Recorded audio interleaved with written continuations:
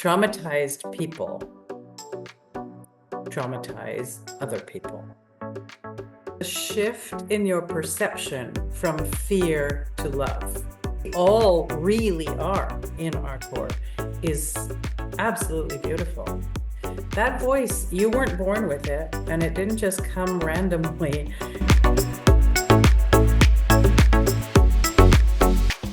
The Reclaiming Wisdom as Faith Matures series is a broadcast of the Oliver and Grucci Learning Center, dedicated to healing the wounds of intergenerational trauma by reclaiming our cultural roots, rituals, and identities lost through colonial suppression.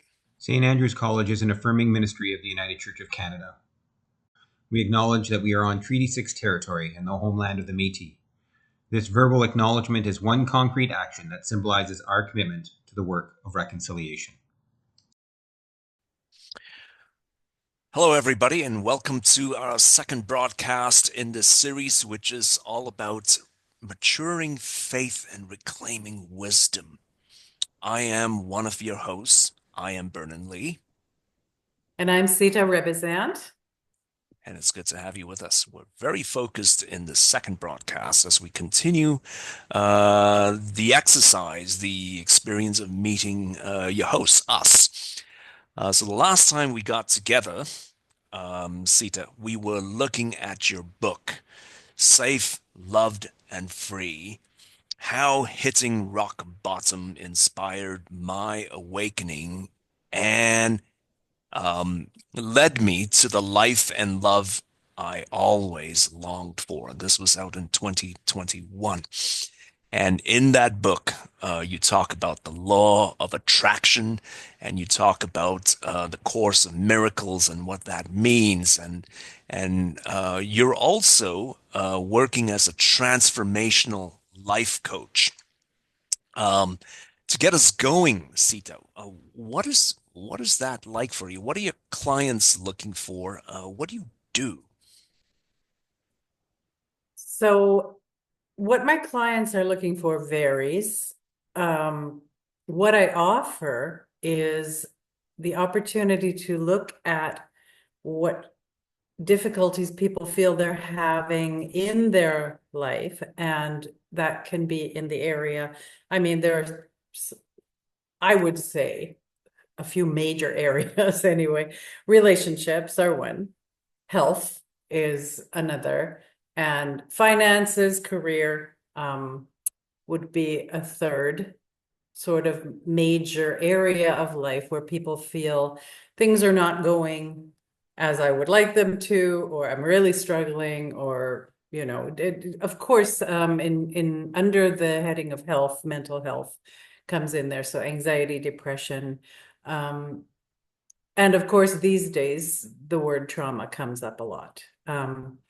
So people contact me for help in those areas if they're struggling. And my approach is to offer them a different way of looking at things, a different approach than you would see in conventional therapy. I know there are a lot of therapists who are developing a more spiritual side to what they offer, and that's good, or energetic, or even body work, things like that. So things are evolving. What I offer, when people ask me what's your coaching like, I have over the years said it's kind of like a combination between pastoral care and therapy. And in more recent years, I would even add, I've been actually thinking about changing the name from transformational to awakening, because at the end of the day, when you do heal your trauma, it is a part of the path to awakening. You can't awaken without healing your trauma. And when you do heal your trauma, you find yourself awakening. That's a lot to unpack, but that's it in a nutshell. Yeah. No, thanks. That's and I want to go deeper into this. It's intriguing. And tell us about some of the tools that you use as you help folks get to where they need to be in encountering some of the false beliefs that they face. Sure. So first of all, I work with guided meditations. I take them really often. A client will have an issue, something going on today, and I will take them through a little bit of a meditation back to a time when they felt the same way that they're feeling now to sort of help them connect with the idea that this is a pattern that's been going on in their life for a long time. And it's not just this coworker that's driving them crazy. It's um, the energy that was created in their youth with a sibling or a parent, for example, and that's where the pattern started. And so from there, then we can start working with more focused on, oh, I have this pattern. How can I change this pattern? Rather than I'm mad at this coworker or this coworker is unfair and how do I deal with him? It's really more about dealing with yourself. Oh, I can't hear you. Yes, I was muted. Sorry.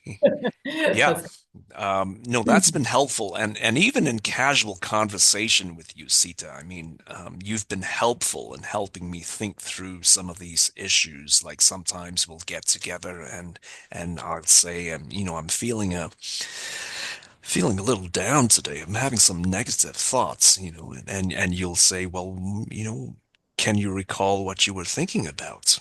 What were the voices that came to you? What memories came back when you had those feelings? And you pressed me on that, and it's been helpful as I suddenly realized that, the way I feel on a daily basis is very much determined by things coming out of my past and patterns of negativity, if you will.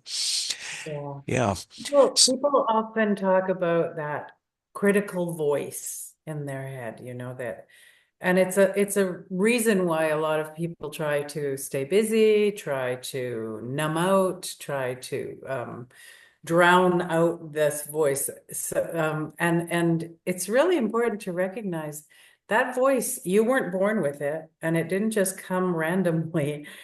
Somebody in your early years said those things or in some other way conveyed these beliefs to you. And so this repetition, this monkey mind, as they call it in Buddhism, um, it's not random, but it is sort of on autopilot in your, and so we need to just get in there and discover, okay, what is this actual thought that makes me feel this way all the time? And guess what? You can actually change it. You can say, oh, well, if I've been saying all my life, if I've been saying, oh, I'm a screw up. I never get things right the first time, for example. You can just change that thought and say, I'm really good at trying new things. Just as an example of an affirmation, which is another tool I use with clients as affirmations then. So I'm kind of walking you through one of the processes that I use. It doesn't change overnight, and resistance to that affirmation will come up. So I help clients work through that too. But over time, people will find that they're no longer thinking, I'm a screw up. They're thinking, I'm good at trying new things. Yeah. And yeah, so you become more comfortable sitting with yourself and your thoughts when your thoughts become kinder. Yeah, and I can see why you're attracted to this term that you're wanting to adopt. It's about awakening and transformation, and part of transformation is an awakening. To inject a little bit of myself in here to get ahead of us in this programming. There will be other programs where I'm going to talk about what I do. But, 19th century studies is what I do. And one of the things that I've been struggling with is trying to understand some of the negativity in my thinking as I think about myself as it relates to ethnicity. And then it was awakening for me to be able to read stuff out of the Victorian period and to actually read authors that said things that are very much like this background tape that's playing in the back of my head, which generates that negativity.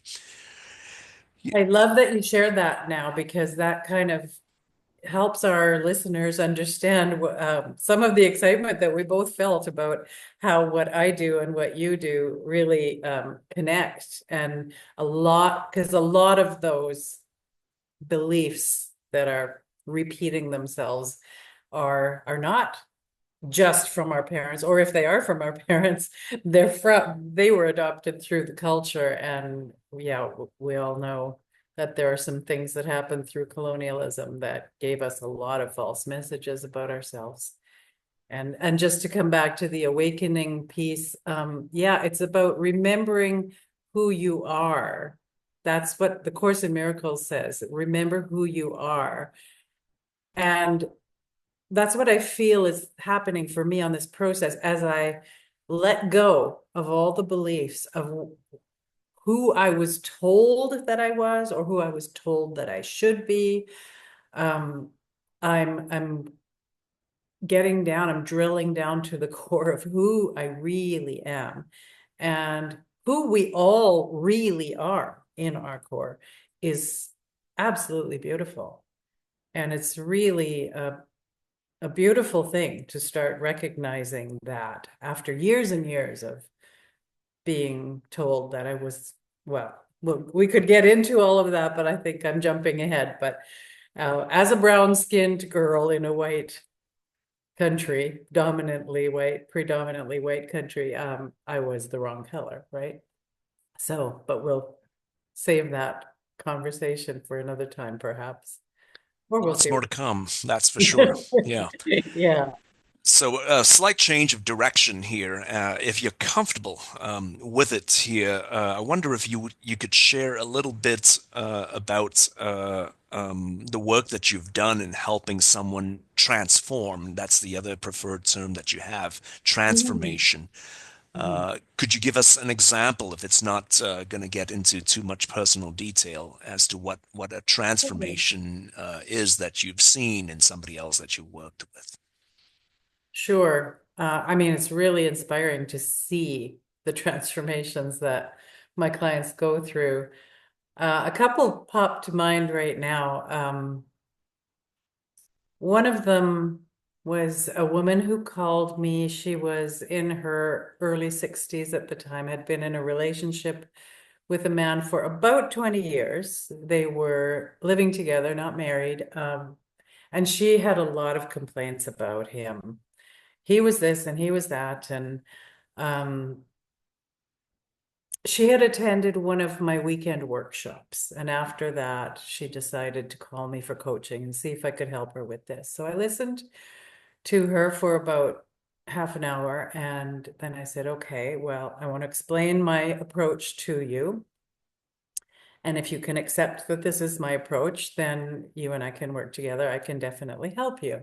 She said, okay. And I said, I'm going to call him Joe, her partner. I said, Joe's not the problem.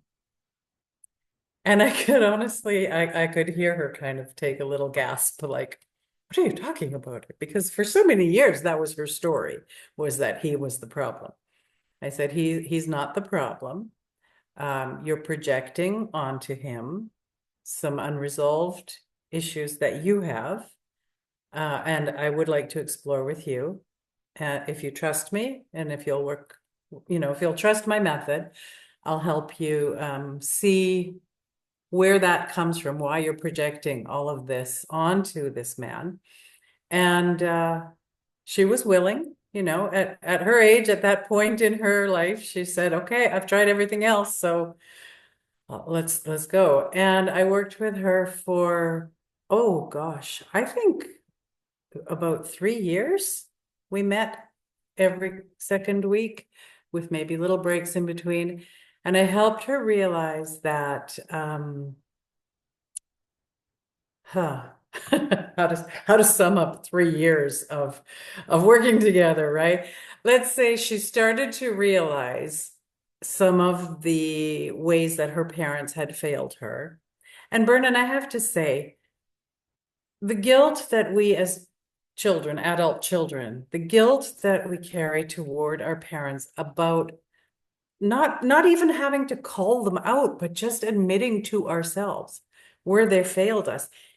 That is what's holding people back from their healing, their transformation, their awakening. That is what's holding people back more than anything. And I understand it. The guilt is strong. Some parents even use it to keep you in line.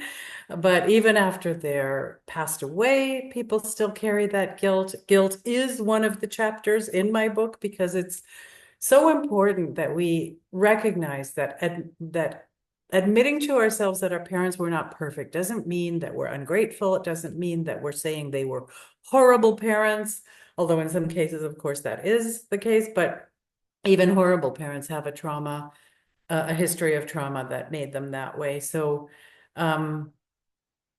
being able to look at her parents honestly, which takes time because of that guilt, that balance has to, see a little bit of truth, deal with the guilt, see a little bit more truth, deal with the guilt. That is kind of a process back and forth, but she eventually got to the point that she was able to put her anger, her resentment, her complaints where they belonged, with these parents who unfairly scapegoated her. That's a term I won't get into now, but and it brought her in her relationship with Joe to a place where she was able to see him. And that brought her to the place that she was able to recognize how good he had actually been to her over the years. And she had not been able to see it. She complained years earlier when he proposed to her in a grand gesture way. She actually was really upset with him. She told me about this. This was before we started working together, and she was really upset. She said, he knows I don't like things like that. And for example, I helped her realize, well, it's not that he did something wrong. It's that you were conditioned in your family to never be the center of attention and to never receive an outpouring of love. She didn't actually believe she deserved that deep down. It made her very uncomfortable.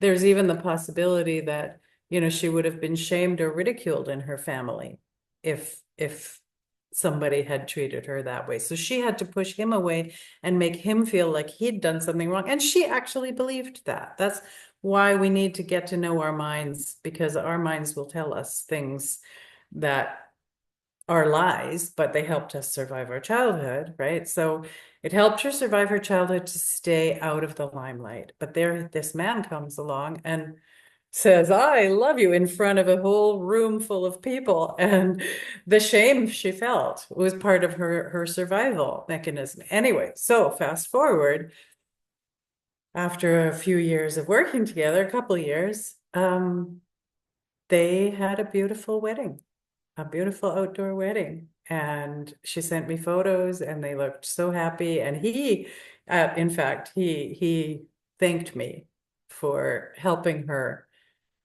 get there. And yeah, so that's one of my favorite stories. Yeah, it's interesting work, Sita, but I imagine that, it's somewhat dangerous as well. I mean, you're walking people back into their minds and into their past. You must be making so many friends by having people uncover all of these things about themselves. I'm intrigued by what you're saying. Um, you and I have talked about forgiveness, Mhm. and as I think about what you're saying here today, in my mind, I think that forgiveness means, forgiving somebody for the things that they did or said that that they knew would hurt me. It's about forgiving them for the things they said or did that they didn't know would hurt me. But then the third piece, which is directly relevant to what we're talking about here, is not so much forgiveness, but a letting go of the stuff that I created in my head about their behavior, about their speech. Every time I replayed their crimes in my head and letting go of that. And that's actually a more true to the Course in Miracles anyway, and in my opinion, more true version of forgiveness. I think the Course says something like, true forgiveness is realizing that there's nothing to forgive. Because in her case, for example, this client, she didn't have to forgive her husband for being the way he was. She had to recognize that the things she thought he was doing that were wrong were actually not wrong. Um, in a lot of cases, I mean, I don't want to just generalize about everything, but in that case, and I've so the Course in Miracles says a miracle, and this is intertwined with forgiveness for me. A miracle is a shift in your perception from fear to love. When you're looking at someone through the lens of your trauma and your programming and your conditioning and all these false beliefs, that's fear. You're looking at them through your fear. You're projecting your fear. The Course in Miracles says you're projecting your guilt onto that person because you can't see it. You don't want to see it in yourself. When you start to recognize that and own your thoughts and own your beliefs and change them, and choose to see the innocence of the person that you're projecting onto. That's another line from the Course in Miracles: choose to see the person's innocence. Then that's the shift in perception from fear to love. When you see their innocence, you're seeing them through the eyes of love again. You're owning your projections. You're seeing them as they truly are. And as I said before, around, remembering who we are, when you see someone as they truly are, they're love, they're lovable, they're light, they're God, they're all things beautiful. And we can all get there. We can all get there. And imagine, we are in a period right now where more people are awakening, right? I think 20 years ago, we wouldn't have been speaking so easily about something like awakening. It seemed more, far off for gurus in caves in the Himalayas, right? But we're at a period where we're being called to awaken, to evolve. And I like to just imagine, what the world would be like if more people were owning their projections and choosing to see the innocence of others. This could go all the way to, ending wars. It certainly would influence the amount of poverty and hunger. It would change this greed mentality, because greed is just fear, right? I need more. I can never have enough. That's based on fear. So the importance of doing this work is more than just for the individual. But I actually want to jump back to what you said before about how uncomfortable Sure. this must make my clients, having me help them see the truth about what's going on in their mind. And the truth is, doing this work, sometimes they do get angry with me. They don't always tell me, but I always encourage them to tell me, because even that anger is a projection.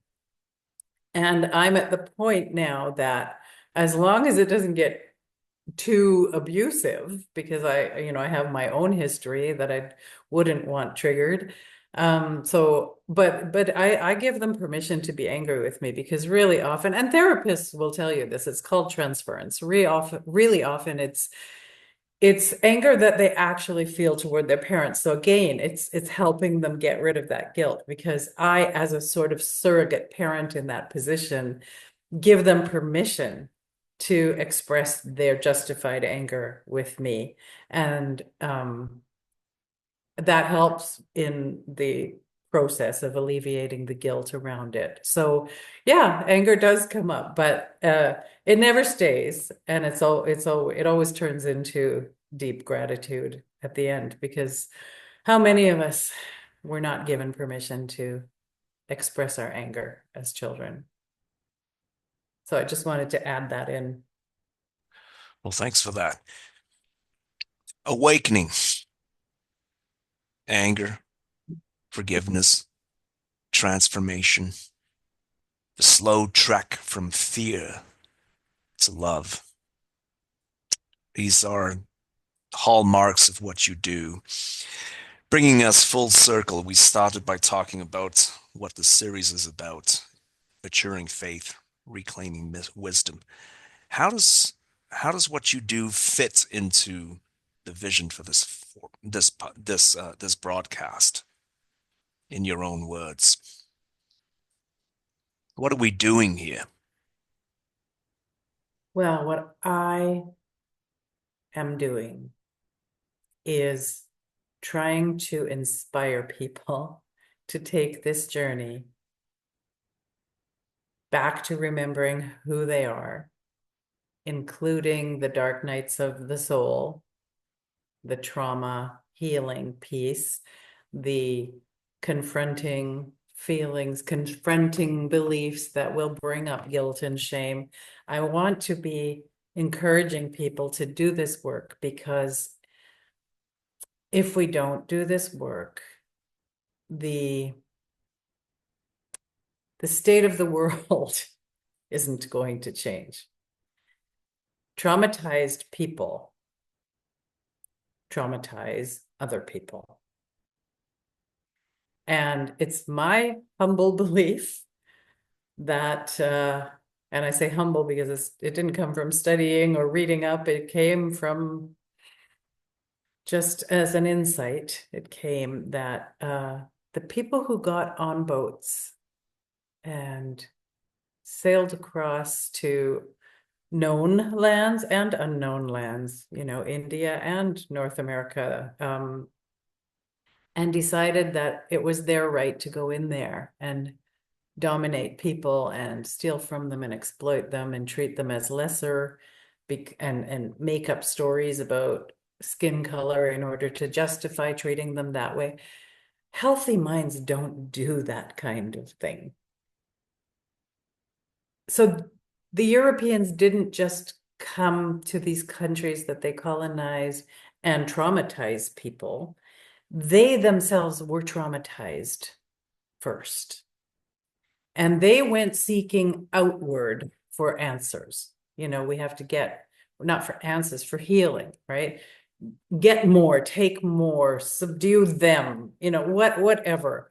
All the horrors that we endured. And now we're at a place where we're starting to finally understand that trauma healing is possible, and that if we don't do it, we just keep on hurting people, and it gets worse and worse, right? Some people look at things that people do to each other, and people say, oh, that must be a monster. How could, what a horrible person to do a thing like that, or horrible that this country did that to that country. But if we label people as good and evil, if we label people as monsters, and then what we're failing to see is what made them that way. So it takes a deep level of spiritual maturity to be able to go there with your own oppressors. Nelson Mandela did it. He came out of his time in prison with a desire to forgive. And he repeated famously in his speech, I wish I had it here, but it was actually a quote that was accredited to him. And maybe I'll bring it next time, or we can post it or something. It actually was written by Marianne Williamson, who is an author and a teacher of the Course in Miracles. So my suspicion, without having done the research once again, my suspicion is that he spent some of his time in jail studying A Course in Miracles, or at least reading Marianne Williamson, because the quote is in her book, A Return to Love, it's called. And the quote just talks about how important it is for us to allow our light to shine, and to not play, that playing small doesn't serve the world. It doesn't serve God. And when we allow our light to shine, we're actually, it's the opposite of ego, because we're allowing God to shine through us. Maybe you've heard that quote. Anyway, Nelson Mandela is a wonderful example of the emotional and spiritual maturity that it would take to really do the deeper healing. And that's how I believe what I've been dedicating my life to for the past few decades fits in with what we're focusing on here. Well, thanks, Sita. Thanks for letting us, giving us the opportunity to get to know you, your work, what you're doing, and how it connects with the interests in this series, this broadcast series. As we leave off today, I wonder if you would say a little bit about what do you think you're going from here? Where are you going from here, and how does this broadcast series, how might this broadcast series fit into where you think you're going? That's a fun question to ask me, because I honestly